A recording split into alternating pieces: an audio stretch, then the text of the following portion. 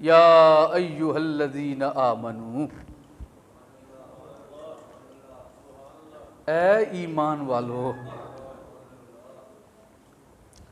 देखिए मेरे पास कुरान पाक है, इसमें जा बजा अल्लाह ताला ने इरशाद फरमाया। अच्छा, बाद जगह फरमाया या अय्युहन्नास, ए इंसानों। अच्छा, इंसान अल्लाह के बंदे हैं ना, और मोमिन जी अल्लाह के बंदे। तो क्या ख्याल है, मोमिन इंसान नहीं है? मोमिन इंसान भी तो हैं। तो फिर यहां वंड करके क्यों फरमाया? इतने कह देते या अय्युहन्नास, तो मोमिन भी तो इंसान ही है, सबसे बात हो जाती। लेकिन मालिक ने इस जगह पर अलग करके फरमाया, यानी उस पूरे ग्रोह इंसानी में से एक जमात को अलग करके फरमाया या अय्युहल्लज़ीना आमनू, ओ ईमान वालो तुम इंसान तो हो पर उन जैसे नहीं हो। अगर आपकी तवज्जो सलामत है तो या अय्युहल्लज़ीना आमनू, ए ईमान वालो जरा तुम मुतवज्जी हो जाओ, इसलिए कि ये जो मैं तुम्हें नुस्खा देने लगा हूं ना, ये जो अब तुम्हें मैं तोहफा अता फरमाने लगा हूं, ये सारे इंसानों के लिए नहीं, ये मोमिनों के लिए है। ये तोहफा किन के लिए है? फकत मोमिनों के लिए है, ये किसी और के लिए नहीं। इसलिए कि इसका फायदा पूरी तरह अगर कोई उठा सकता है तो वो बंदा मोमिन उठा सकता है। और अगर मैं सादा लफ्जों में और आपकी खिदमत में यूं अर्ज करूं तो ये भी सच है। मोमिन कौन है? मोमिन कौन है? मोमिन वो है जिसने रसूलुल्लाह को देखकर अल्लाह की मार्फत हासिल की, जिसने रसूलुल्लाह के वसीले से अल्लाह की मार्फत हासिल की हो। मालूम हुआ मालिक इस जगह पर अलग करके नखेड़ के फरमा रहा है, ऐ इंसानों तुम भी मेरे ही बंदे हो, मोमिन तुम भी मेरे ही बंदे हो। लेकिन यहां पर मैं नखेड़ इसलिए रहा हूं कि मैंने तुम्हारा मुकद्दर बाकियों से अलग रखा है कि तुम्हारे हाथ में किसी और का दामन नहीं, मेरे महबूब का दामन है। तुम सब ने मेरे महबूब का कलमा पढ़ा है, तुम्हारे लिए तोहफा भी अलग है। अब सुनिए क्या फरमाया। मैं ए ईमान वालो कुतिबा अलैकुमुस्सियाम, तुम पर रोजा फर्ज कर दिया, तुम पर रोजा फर्ज कर दिया। कातबा यक्तुबु होता है ये किताबत करना, लिखना, ये लिखने के माने में भी आता है।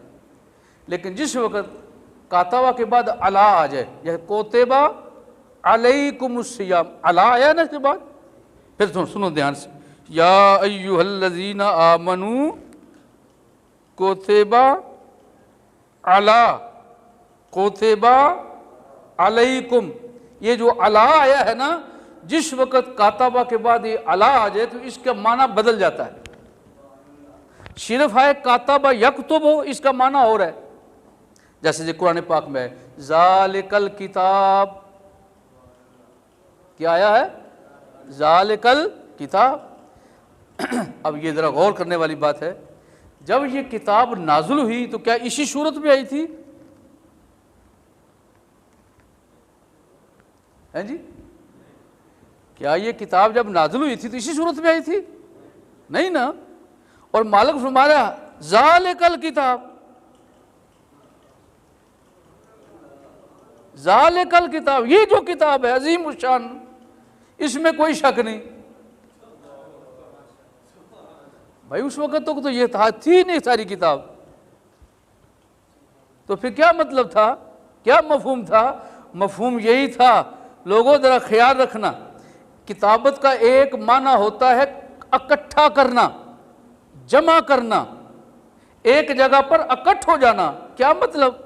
मतलब ये था ज़ालिकल किताब, ये जो मेरा महबूब जिसे मैंने ये सारी दौलत अता कर दी है, वो जो किताब इसके सीने में है ना, उसमें कोई शक नहीं है। और ये जो तुम्हें बोल बोल के बता रहा है, ये उसी किताब का हिस्सा है। इसलिए कि वो यकलख्त अल्लाह ताला ने अपने महबूब को अता फरमा दी है। अब जो जो अल्लाह का हुक्म आता जाता है, उसी में से नखेड़ नखेड़ के रसूलुल्लाह अल्लाह के बंदू को सिखाते जाते हैं। अगर वो उस वक्त इकट्ठी ये जमा ना होती रसूलुल्लाह के सीने में तो ये लफ्ज इस्तेमाल करना कोई मौजू नहीं लग रहा था। अब एक आयत को आप किताब कहेंगे? किताब होती वो है जिसमें कई चीजें इकट्ठी की जाए। किताब होती वो है जिसमें कई चीजें इकट्ठी की जाए। ये जो कोतेबा है इसका एक माना लिखना भी है, और जब अला आ जाए तो इसका मफहूम बदल जाता है। फिर क्या है? फिर है फर्ज करना। कोतेबा अला क्या मतलब? कि तुम पर रोजा फर्ज कर दिया गया है। ये ना समझ लेना कि तुम्हारे लिए रोजा लिख दिया गया है। अगरचे इसका हुक्म लिखा हुआ हमारे पास मौजूद है, लेकिन इसका असल मफहूम क्या है? कि रोजा तुम पर फर्ज कर दिया गया है। नहीं तो हर बंदा अपने पास कागज कलम लेकर पास लिख के रख ले, अस्सियाम, भाई मैंने अपने पास लिखा के रखा हुआ है, रोजा मेरे पास भी है। तो रोजे का सिर्फ लिख के पास रख लेना काफी नहीं। रोजा एक खास अमल है, जब तक आप वो पूरा नहीं करेंगे रोजा साबित नहीं।